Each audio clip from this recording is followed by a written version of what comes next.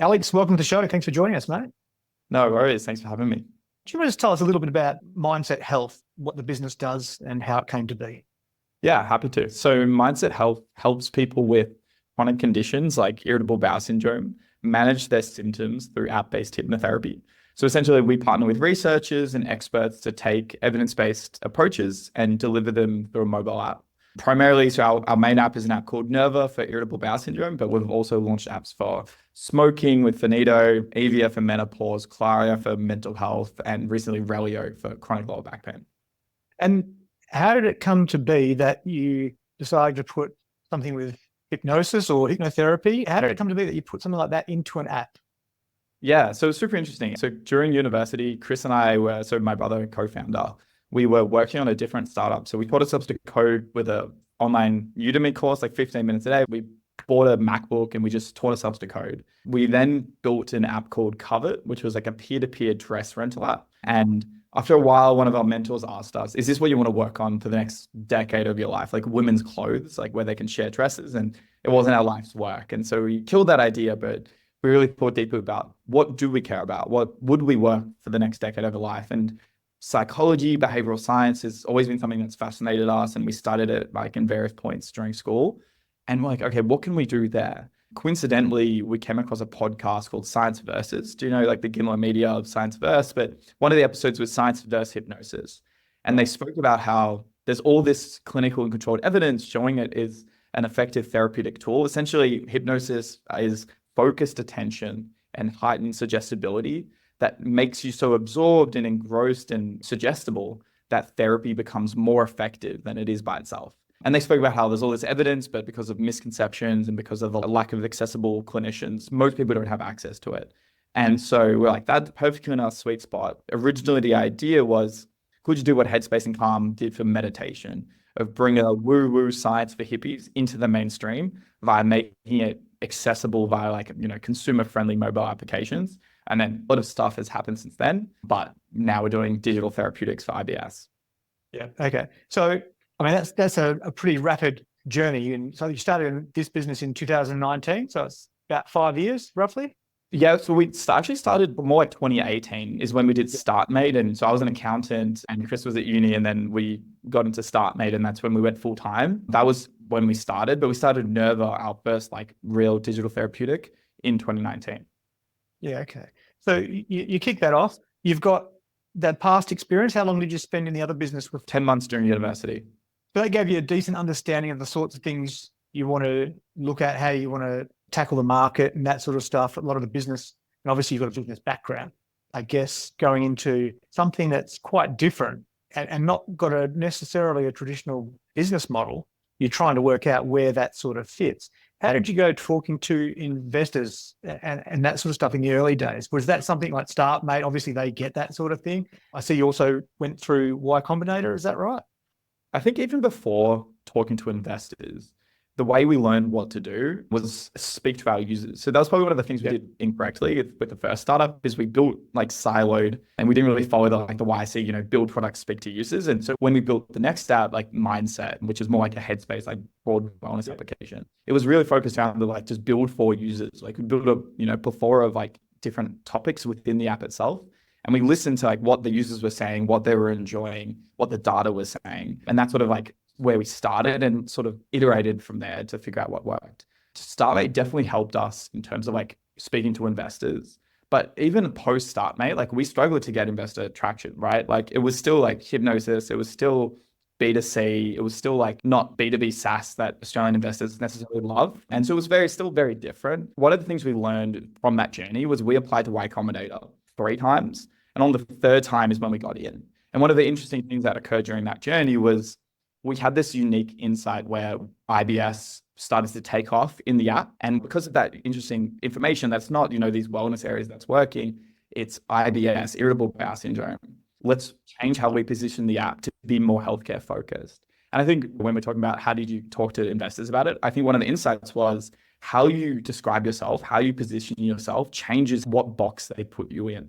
And instead of us being viewed as a Headspace app, where they thought about B2C and consumer and all of those things, as soon as we started talking to how effective the product is, what's the research, how this helps people with like IBS manage their symptoms, they thought about us differently. And that's one of the things that I think is carried forward since, is like how you position yourself is how they view you.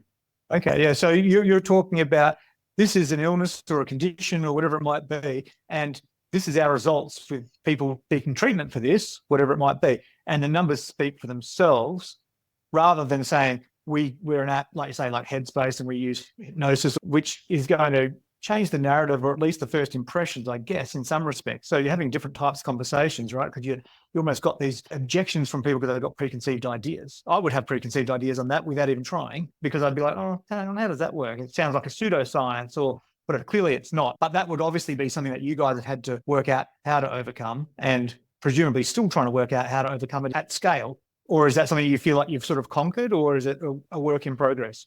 I think it's definitely still a point of friction today. I think what's interesting is it's different in different indications. So the mainstream adoption, say for gut-directed hypnotherapy for IBS, is more than in like other areas. So say like hypnosis for smoking is another area where like people associate it, they understand it, they get it, and they believe it.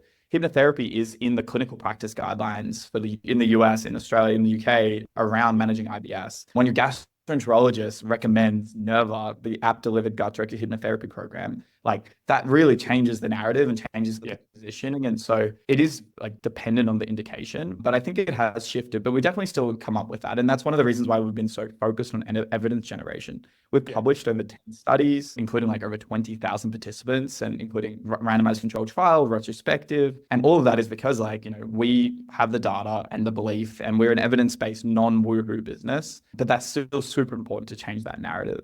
So from that perspective, how do you go talking to healthcare practitioners and those types of people? Because obviously you have people who subscribe to the app and use the app. Some of them are consumers, but you get subscribers through referrals. Is that something you go talking to the doctors and healthcare professionals directly to educate them on that, or is it a different type of process?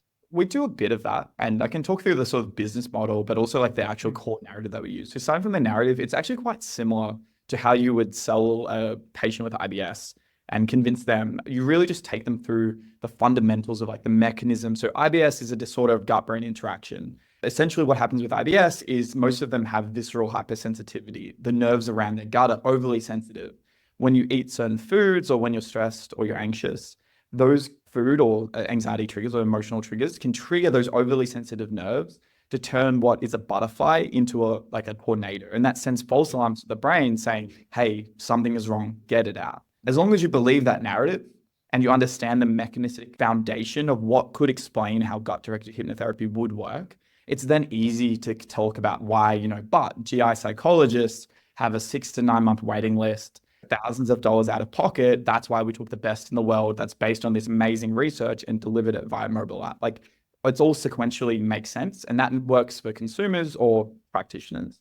When we're approaching getting adoption amongst practitioners as a go-to-market channel, one of the things we thought about is like, okay, what was working organically was we started D2C. We weren't originally focused at healthcare practitioners, but what would organically happen was either one, like a normal consumer, they would see the ads themselves and then follow that journey and adopt it. Or two, their patients would have a great experience through the D2C acquisition motion. Those patients would then tell their doctor or tell their gastroenterologist or tell their dietitian about how great Nerva is, how amazing it has been for helping them manage and live well with their symptoms.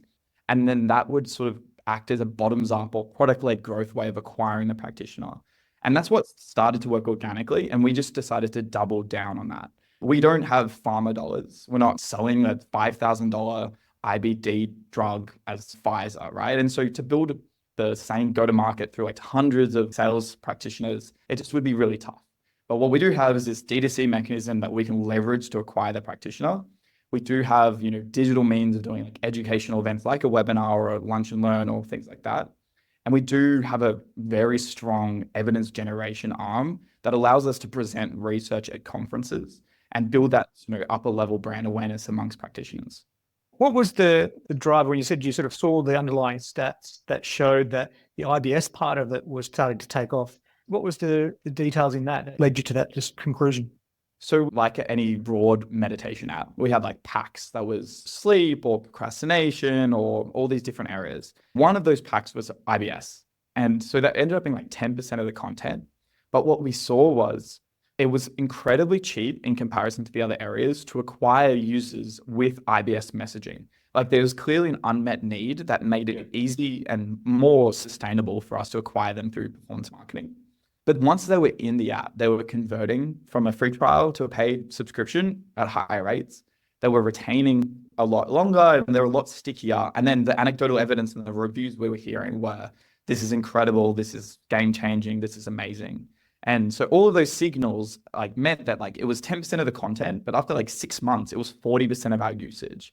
And so we repositioned ourselves as more of a healthcare company and we got into Y Combinator, which is harder to get in than Harvard. It's, I think there's like maybe 10 companies in Australia that have ever gone, which is an incredible experience. But during the process of working at Y Combinator, went to San Francisco, we just had this thing of like, okay, this is working uniquely well.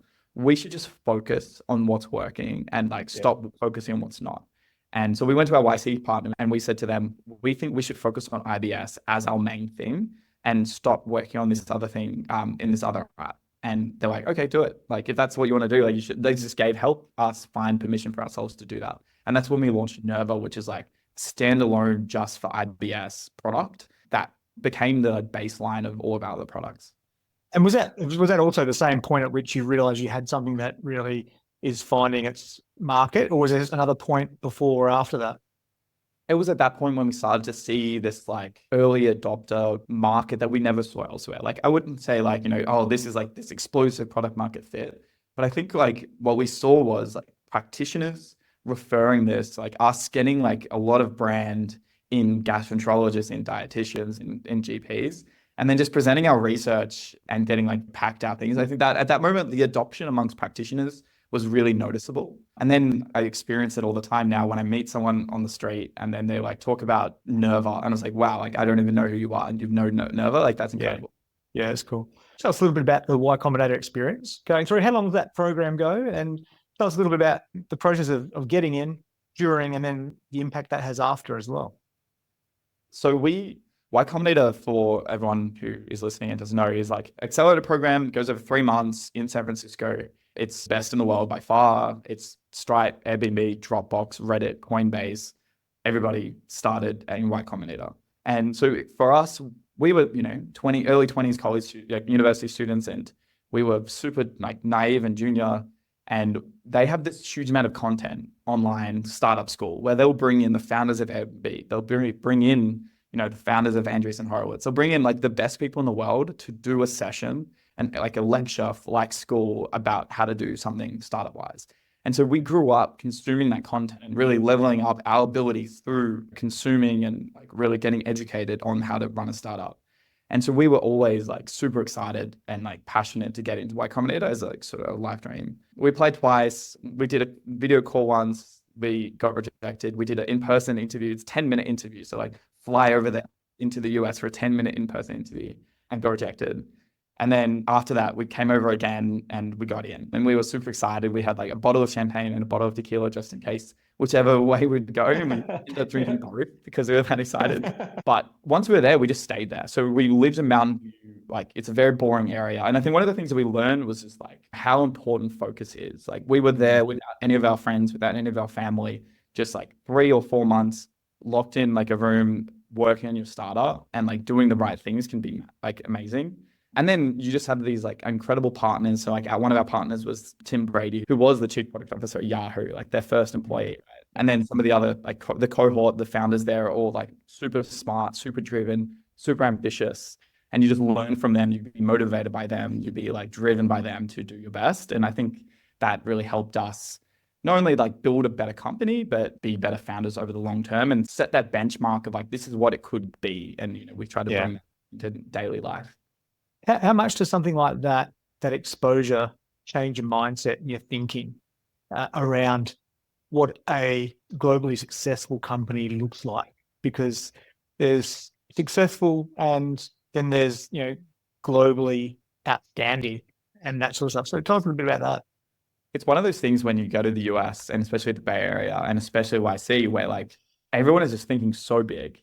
And like in Australia it has like, tall poppy syndrome, and you just have that experience of like focusing on the Australian market or having to think, very smaller than you might want to. And I think one of the things that we learned even before YC is when we went to America as part of StartMate, one of the things they recommended is when you pitch US investors, you need to pitch 150% because that's what Americans are doing. They're pitching 150% of their vision. And if you're an Australian who's pitching 100% or 90%, their default is to discount whatever you're pitching because they're used to that. They have to discount it. And if you're only pitching 90%, you're getting to 50%, you're not talking big enough, you're not talking global enough. And so like going to the US and seeing all these like incredibly ambitious, visionary people, like just pushed us to think in that way. Like we've been global from day one. Most of our users are in the US. Like we like Melbourne, we love the Australian startup scene. Like we love working here, but like we've always from the get-go been thinking like, how can we help the 700 million people worldwide that have IBS, not the 2 million or 1 million people in Australia that have IBS. And so across all these indications, the same thing. And I think more Australian companies should do that. We have great culture and a great R&D, like, tax and image, just great, amazing people, but it's an amazing base to expand worldwide. And we did it from the first day.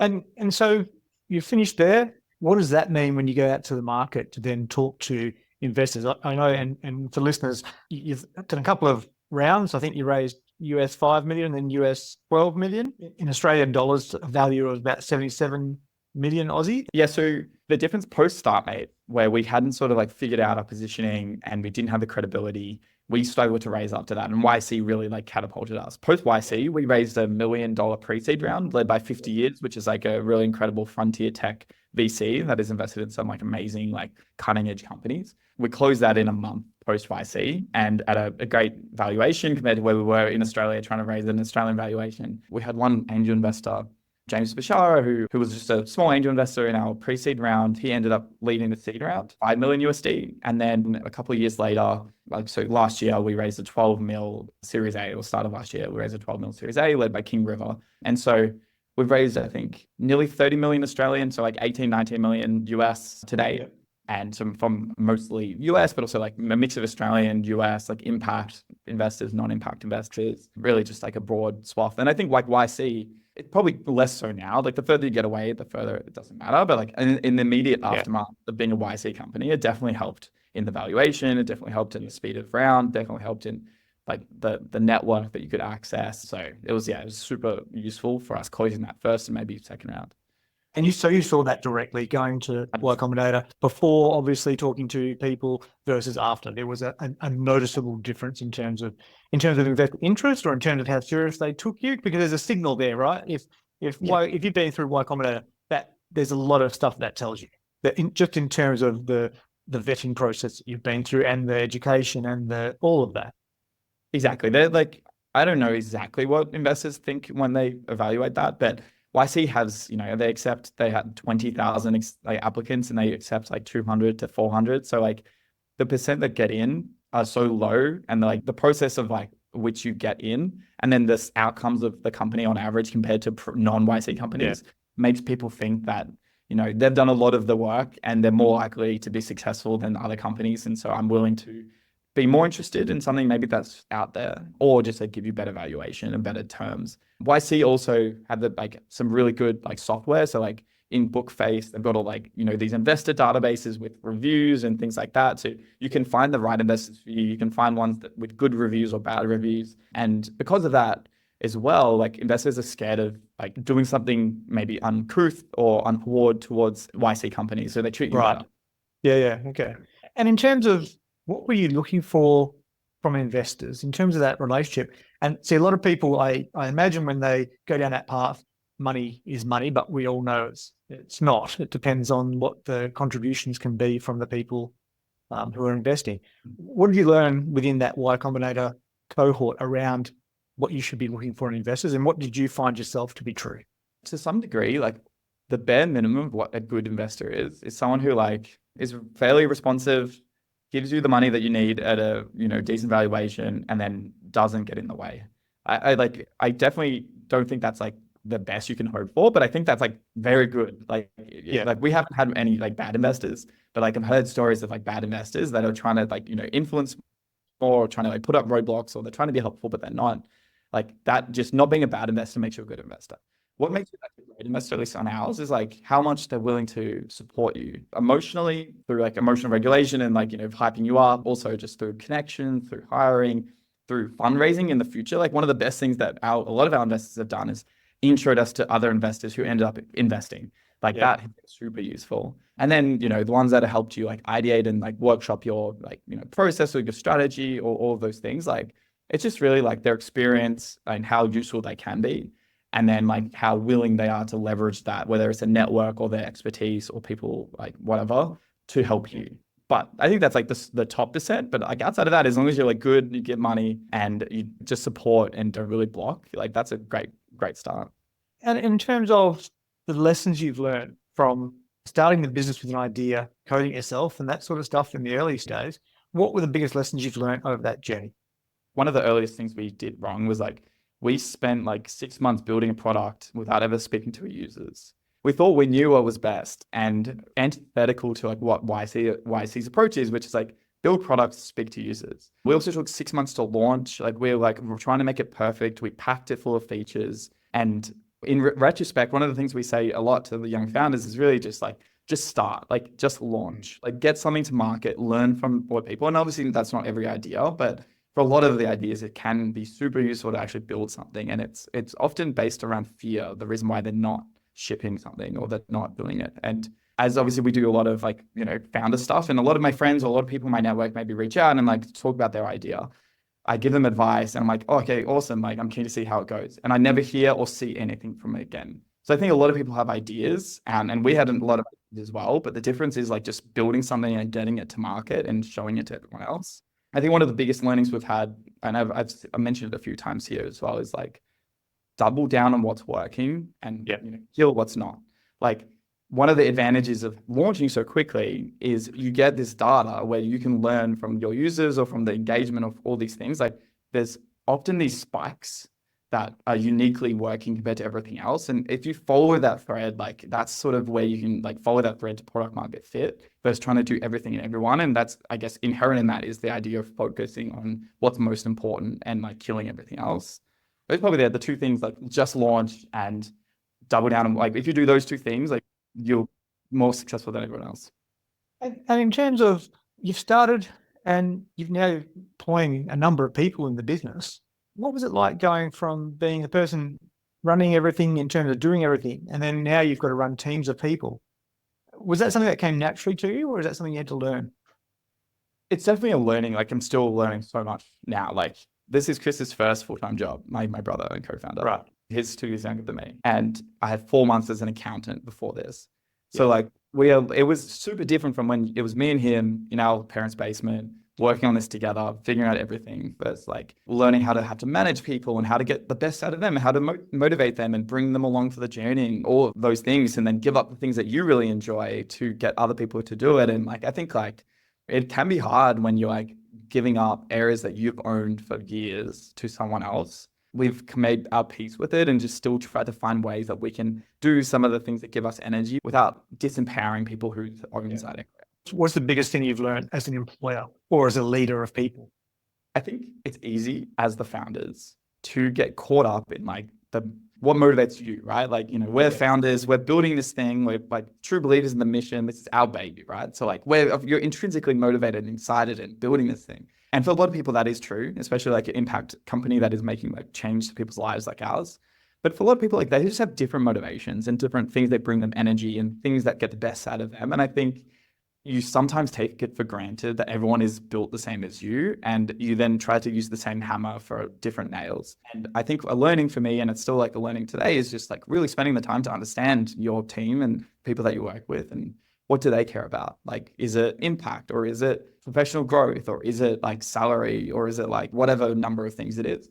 Because if you understand that, instead of just making the assumption based on what motivates you, you can really find what works in your company that you can best like focus them on, whether it's like, oh, I really want to develop this skill in this. Okay, cool, we can do that. I think that if you just apply that of like understanding those people and then building for that, sort of similar to like the idea of like, speak to users, build product. It's like speak to your employees or your team and then like build a company that best serves them and the mission.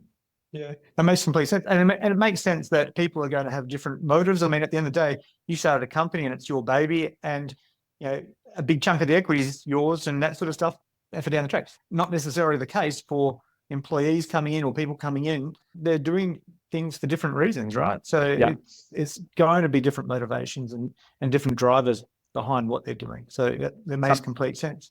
Something that like I'll mention there is, and I like it just because it's interesting for this challenge that I've seen, is like everyone in the company has equity and mindset. Right. I was going to ask that if there's a share scheme. Yeah. Yep. Exactly. Coming from the US, like we're, have learned a lot from like how YC and US companies do it. And like every company, you get equity as an employee, right? I think it's super like, I don't know about the stats, but maybe you do know, but like majority of startups don't give equity like to everybody, right? I think it's normally reserved for like high performers. It's not reserved for like leadership or blah, blah, blah, blah, blah.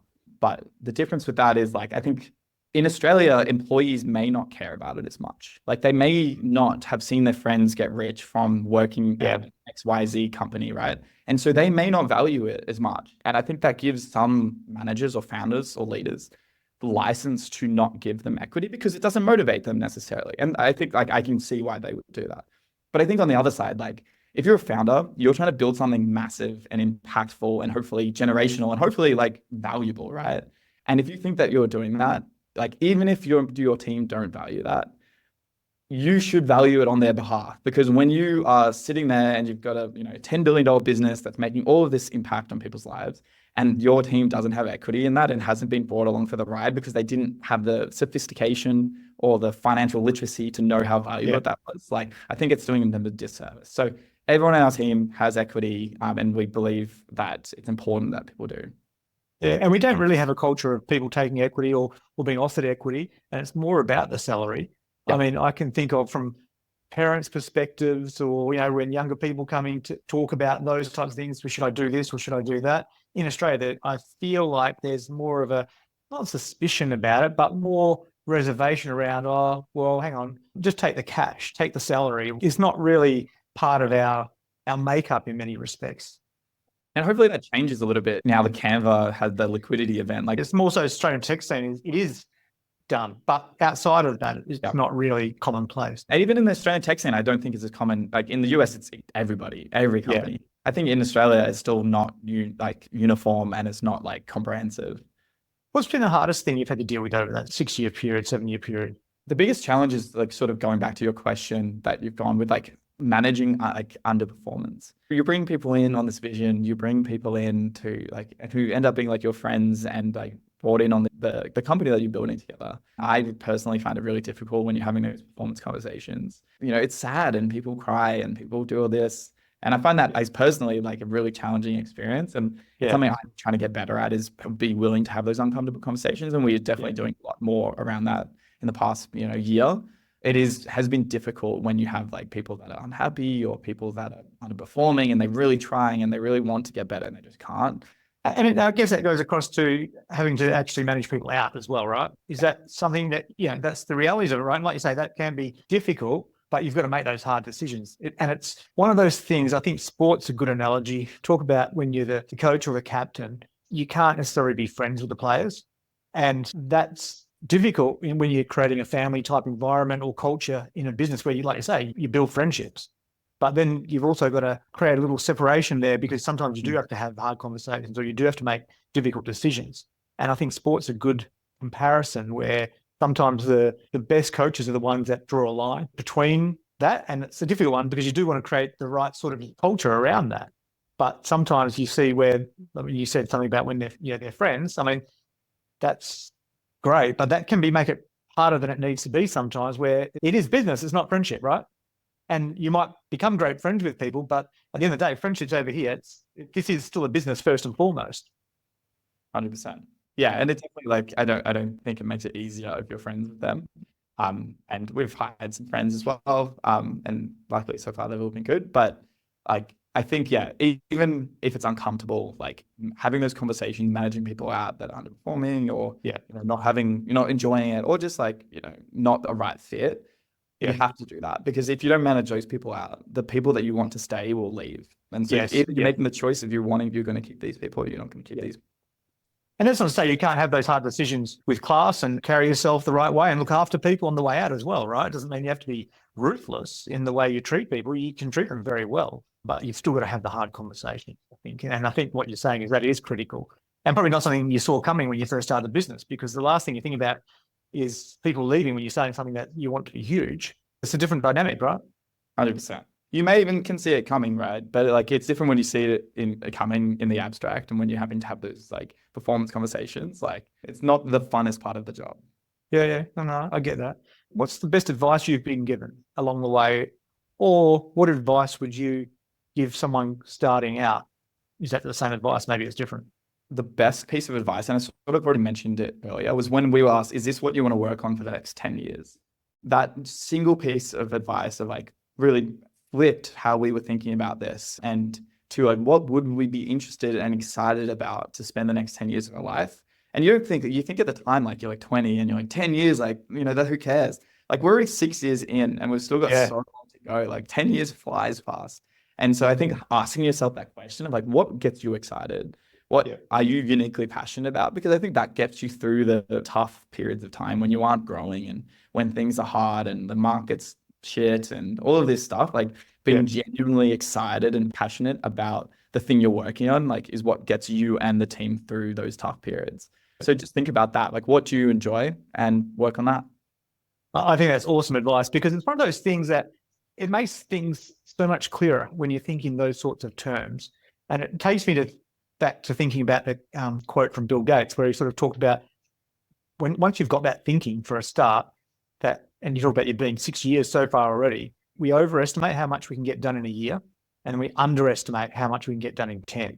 And that mindset, when you think about what do I want to do for 10 years, that's locking you in mentally for that challenge ahead, because then you don't want to go in there thinking, oh, we can build something up and we can sell it quickly or do whatever. It's a recipe for failure, because you're thinking too short term. And so when you've got that mindset of what do you want to do for the next 10 years, it's the right way to think. 100%. I think. Yeah, it's the right way to think for the long term and the short term, right? You're making like, we still launched really quickly and got to market, but you still have this lens of like the long term and the short term at the same time. Yeah. Who are the sorts of business people that you look up to along the way? Or who are the people that sort of will inspire you? One of the people that inspired me and Chris was our dad. So our dad, Arthur, he's founded 2 ASX listed companies in Australia. And so we've always grown up knowing this was possible, right? This was the career path that we knew existed, being a tech founder, listening, raising money, being at the dinner table, learning about the strategy, learning about the problems, learning about the ups and the downs, and just knowing this existed, I think was one of the inspiring, but also a unique advantage to us, knowing that we could do this as a career. So that was probably the first one that came up. One of the other, like Elon Musk, like the way that he can like bring people to a vision, like reading through the book of the challenges and like risking it all. Like I saw dad do that, mum and dad do that with his companies, and seeing Elon do that with like all his money into Tesla and SpaceX, like just like having a vision and a belief enough and the conviction to risk everything on it, I think is inspiring for me. Like maybe I haven't loved everything that's gone on since he's been doing that, but like that has been very inspirational. And then I probably get inspired every time I read a book or learn from somebody. Like Sam Altman is amazing. He was at YC, so he was just like, he's super, like the way he thinks and operates is really inspiring. He's OpenAI, he runs that now, right? Yeah, now he does ChatGPT, OpenAI. Yeah. Tell us a little bit about your childhood growing up from an entrepreneurial perspective, given the background that you've got and talking about business around a dinner table.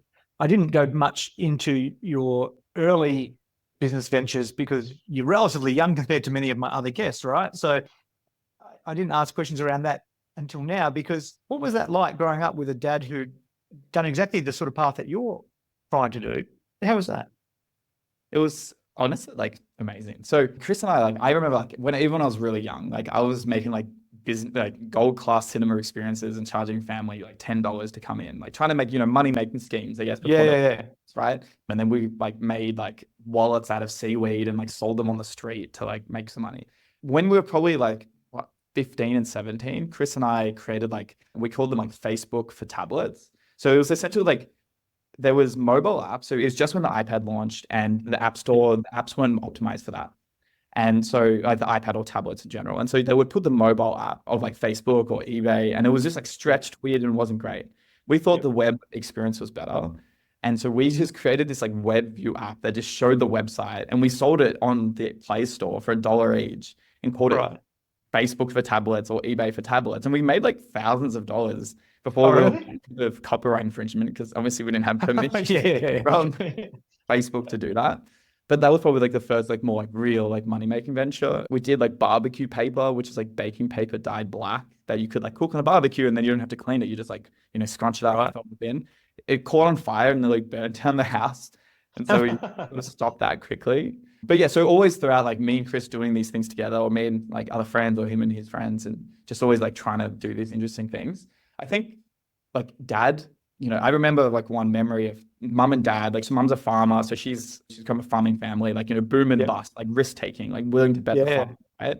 Is the saying. Well, like I remember dad was like, mum and dad were trying to sell the house, our family home, our first home in Australia. Cause like when I was born, and they were selling that to fund their company, like the family home to fund paying him at the time. And it was just like, that was like a crazy, like I was young, so I didn't really care, but like, that's like, I love that. Like you're just risking everything. And I love that mom was supporting it and she was in that journey as well. And like, just seeing that sort of like willing to risk it all. And as we're talking about that conviction and all of that, it was just like, wow, that's inspiring and exciting. But does that influence your mindset now when the decision making process, or does having investors change your mindset a little bit, or is it that they're sort of the same? They're like, go all in, do what you've got to do.